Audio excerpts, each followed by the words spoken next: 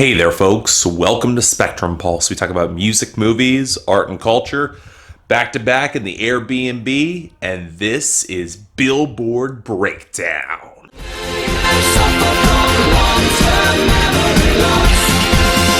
I don't remember. Trap, money, penny. So here's the thing about doing an episode of Billboard Breakdown literally hours after I finished filming the last one. There's not a lot to really say about the top 10 when it doesn't change all that much, even on an album bomb week, and we'll get to more of that in a bit. But yeah, still on top, it's Drake, In My Feelings. I'm not seeing it going away anytime soon, even as that on-demand streaming still begins to creep downwards and the airplay momentum is slowing a little bit, so keep that in mind. Next is Girls Like You by Maroon 5 featuring Cardi B. Again, it's so dominant in airplay, although it did hit its peak. It's starting to fall off a little bit, so we'll see where it's going there. Then it's I Like It at number 3 by Cardi B featuring Bad Bunny and J Balvin. Again, it's actually a little bit more in free fall at this point, so I would see it being vulnerable. Thankfully, its margins are thick enough that it doesn't get unseated by Fifi by 6ix9ine featuring Nicki Minaj and Murda Beats, which has all that YouTube and streaming, and the sales have not stopped as much as I might want them to. The next two are very much consistent. Number 5, we have Better Now by Post Malone. Again, it's consistently strong, although it's started to ebb off a little bit, at least to me, especially on the radio. And following it is Lucid Dreams by Juice WRLD at number 6, which might not have the radio, but somehow the streaming is not dying there. But now we've talked about the album bomb at hand. This is for Ariana Grande and Sweetener. I'll be talking about the album later this week, but in the meantime, we had two songs enter into the top 10 here. We had No Tears Left to Cry coming in at number 7, again, album bomb with an impressive amount of streaming, I will say so, and God Is a Woman at number 8, also by Ariana Grande. Again, the streaming and the sales, it's big. Then to round things out, we got Sicko Mode at number 9. Again, the on-demand streaming is huge and not really going anywhere. And at number 10, somehow still holding up as relatively consistent, although my estimation it's a bit shaky, Taste by Tyga featuring Offset. I predict this sticking around when all the album bombs fall away.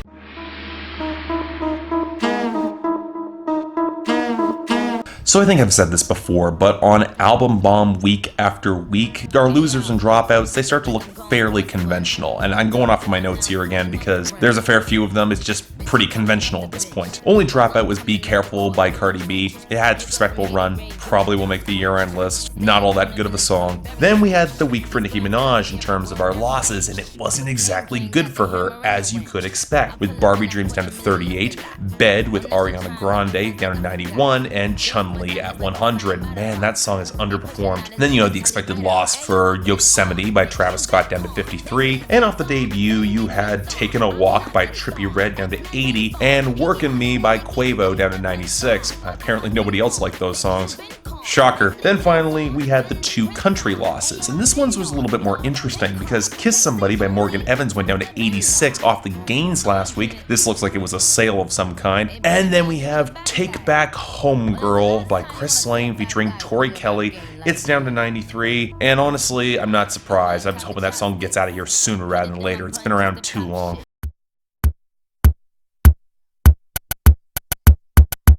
Okay, for our gains, again, we got a big list for this week, as you kind of expect in album bombs that aren't huge but do provoke some sort of recovery, especially in returning entries. Like, you would expect The Light Is Coming by Ariana Grande featuring Nicki Minaj to be back at 89, but then Side Effects by the Chainsmokers featuring Emily Warren at 81, then Ring by Cardi B featuring Kalani at 85, and then High Hopes by Panic at the Disco is back at 90. I mean, granted, all of them did get videos, so I'm assuming that's at least partially responsible. But then you've got Drunk Me by Mitchell Tenpenny at 83, a song I'm fairly certain nobody likes. And then Desperate Man by Eric Church at 94. I mean, I'm happy it's back, but it's not gonna stick around. Of course, then we've got our gains, and one we've already talked about is God Is a Woman. It's at number 8. It had a big boost this week. But I'm really all over the place here. I Like Me Better by Lowe is at 28. Still don't like that song. Break Up in the End by Cole Swindle's up to 49. I guess the album is doing better than I was expecting, even though the sales of the album are not great. Might be getting the radio push. Drew Barrymore by Bryce Vine is up to 57. Apparently people are getting behind the song. Let's not have that happen. And then She Got the Best of Me by Luke Combs got a boost up to 74. I'm always a little tentative when it comes to Luke Combs because he can be hit and miss on the radio, but his sales figures are really standing up for him. Nashville, can you do something about that or stop him from releasing album filler? Then we got the big revival for 1942 by G-Eazy featuring Yo Gotti and YBN Namir up to 71. Again, I don't know why anybody likes this song. Now, the rest of our gains are, I'm not going to call them great, but they're interesting. East Side by Benny Blanco featuring Halsey and Khalid is up to 31. That song's getting legs I don't think anybody expected, especially with Benny Blanco being the primary name behind it. Then we have You Say by Lauren Daigle's up to 43. This song has stuck around a surprising amount for a Christian song, which I kind of called, and that bears warning for the future. Then we've got Lean With Me by Juice WRLD up to 68. No issue there, it's his best song that I've heard thus far. And then we've got That's On Me by Yella Beezy's up to 73. I couldn't recall that song if I came up to my main mind, so I'm assuming that it's going to stick around like any other meaningless trap song. And finally, Best Part by Daniel Caesar featuring Her is up to 82. It's a good song. I'm happy it's doing well. Good to see. I thought you into my life. Wow. Look in my mind. Yeah. No better place all the time. How they align. Universe must have my back. Fell from the sky into my lap.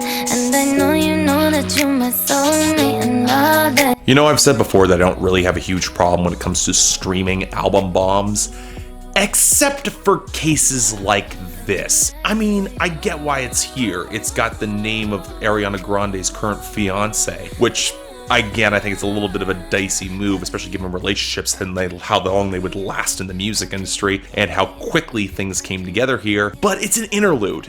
It's only here because of the publicity, and it's an interlude that basically feels unfinished and really sloppily mixed vocally. Beyond that, there's just not a lot to say. It's very love-struck, although I will make the comment that Ariana Grande seems that she's trying to convince herself that everything's gonna be okay in some of the lyrics. And judging by Hollywood reputations and relationships, you know what, I'm not gonna make any judgment calls here, Ariana, but you might want to be careful. That's all I'm saying.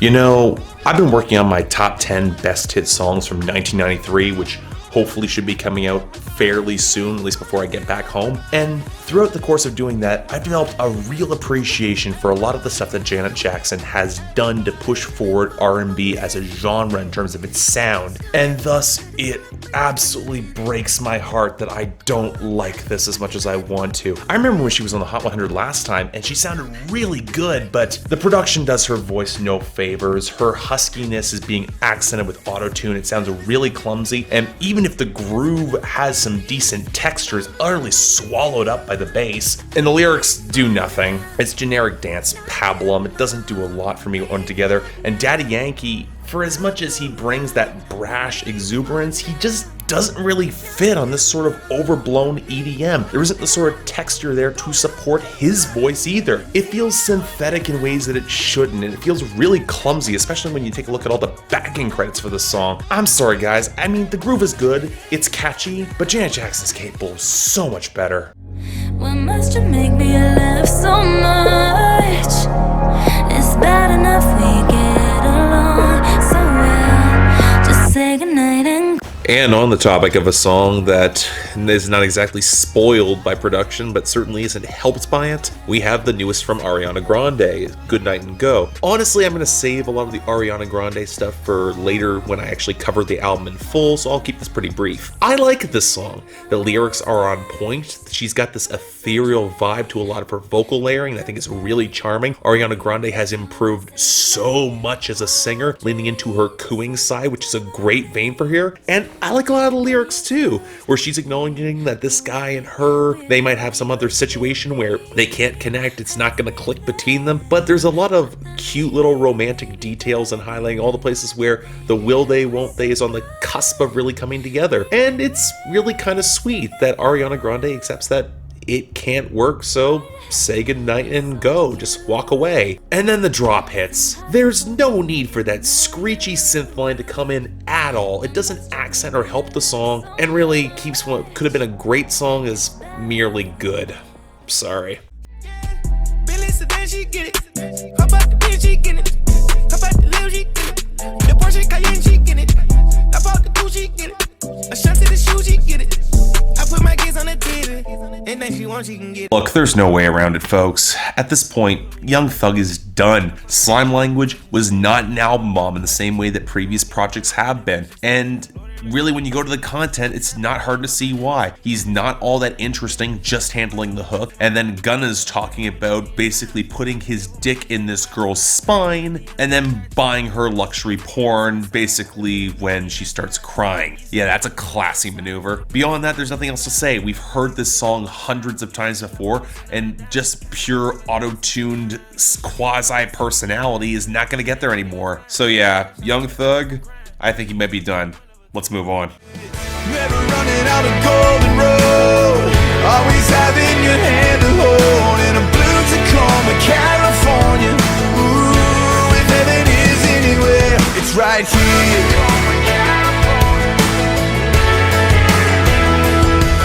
here. Admit it. You all forgot that Russell Dickerson even existed. And the fact that he's hopping on this sterile, formless, programmed percussion in a bro country song that I feel like I've heard hundreds of times before, it's not going anywhere. Yeah, it's got some okay guitar texture on the hook, but that's not enough to save this sort of song anymore. I forgot this guy existed, and by the time I walk away from this video, I will do so again. It's not terrible, like it's okay, it's kind of catchy, but this brand of pop that's even barely country, I'm done with it. And he doesn't bring anything new or interesting to the table, so again, move on. Wake up, wake up, wake up, wake up. Boy, it's such a dream.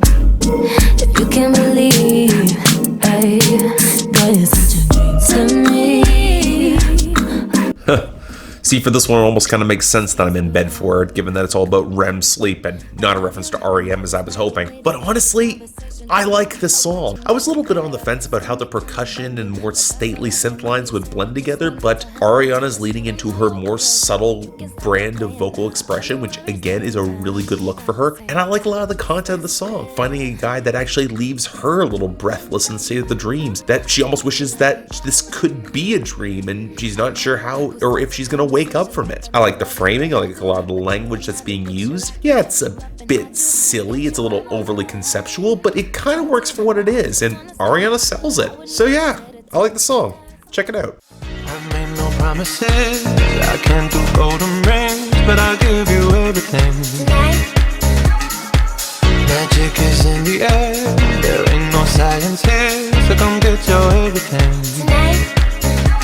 You know, I'm on the cusp of really liking this song, and it's so close to being a really great song too. I'll admit that Calvin Harris, going back to his retro disco groove after his attempt to go back towards EDM kind of sputtered, it's not a bad fit, especially with some of the pianos and that thicker bass line, and Sam Smith playing to Restraint is a great look for him. It avoids the histrionics and the melodrama that I've never liked, and frankly, Sam Smith sounds really good in this sort of electronically enhanced disco song. But then we get Jessie Reyez doing that tacked on Tonight, and it doesn't fit with Sam Smith at all. It just feels, again, tacked on, trying to add some sort of heterosexual context but that doesn't need to be. I don't know, as a dance song, it's pretty lightweight, but that's all it really needs to be. It's good, but this should be great, and honestly, it's on the cusp of getting there. I can imagine this is gonna grow on me, so if you're curious, catch it out. It's pretty good.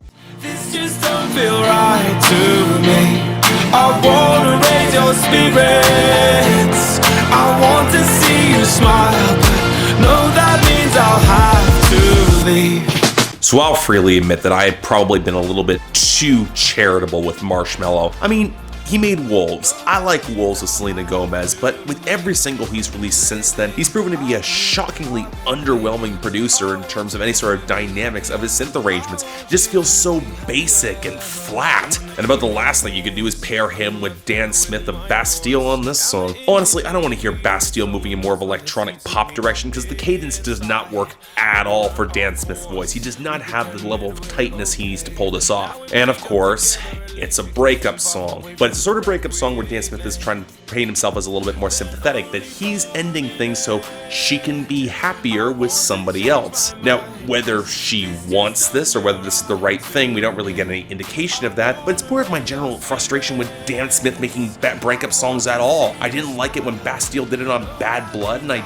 don't really like it here with Marshmello. Honestly, I was more negative on this than I probably should. It's really just forgettable than outright bad, but still not good. Why does God keep bringing me back to you? I get drunk, pretend that I'm over it. Self-destruct, show up like an idiot. Why does God keep bringing me back to you? Look, folks, I've liked a lot of what Ariana's put out thus far, but this is mediocre. I'm sorry. She's hopping on these bassy, blubbery trap beats, and honestly, when you have a song where she's just thinking about going back to this guy, constantly being drawn back to this guy, almost constantly in a daze when she's not with this guy, does anyone want to hear Ariana make this song, especially when you potentially could know who that guy is? I don't know, it's not terrible because the production quality is good and Ariana still sounds fine, and honestly, I'll give him a couple points for some decent lyrical turn of phrases. It is well constructed, but this is album filler that somehow got charting, so move on. When life deals us cards, make everything taste like it is sounds. Then you come through like the sweetener. You how to bring the bitter taste to a heart.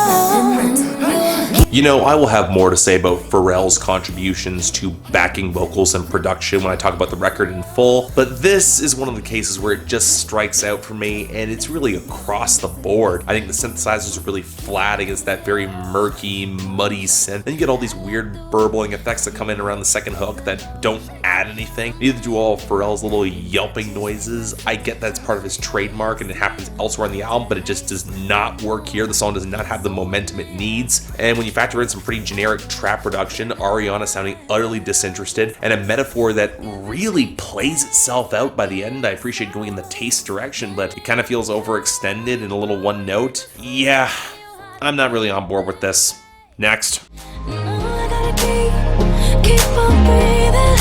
Just keep breathing and breathing and breathing and breathing. No, I gotta keep on breathing. And we're ending off with the biggest Ariana Grande song, and arguably one of the least interesting. Yeah, the synths are pretty. It's probably got the most stable groove of a couple of the songs here, or at least the most conventional. The song feels conventional, and Ariana Grande sounds good on it, but I have to be honest, like, there wasn't really a lot to the lyrical sentiment I'm liking here. It really feels that the lyrics were under-prioritized, and really, for as muddy as her head feels, the most that we're getting out of the song is telling her to keep breathing. I mean, the sort of thing that we all do as humans. I don't know, the synth solo, or maybe it was a guitar, I couldn't tell, like, that sounded pretty in the background, but I wanted more out of this song. I think it's good, but again, she's capable of greatness, and I don't think this gets there. And that's the last of Billboard Breakdown while I'm on vacation. Best here, R.E.M. by Ariana Grande. Although I will say that I like Promises by Calvin Harris and Sam Smith as the honorable mention. It's a good song. Worst of the week, you know what, it's a toss-up because I also don't think this week was that bad. I'm gonna give it to Young Thug with Gunna and Lil Baby for Chanel Come Get It. It's just not good at all. And that Russell Dickerson song, the honorable mention, Blue Tacoma. I can barely even remember it, and I will forget it even faster after this. Next time, the fallout from all this, and hopefully I'll be back in my own studio. Until then, I'm Mark. You're watching Billboard Breakdown on Spectrum Pulse, and I'll see you next time.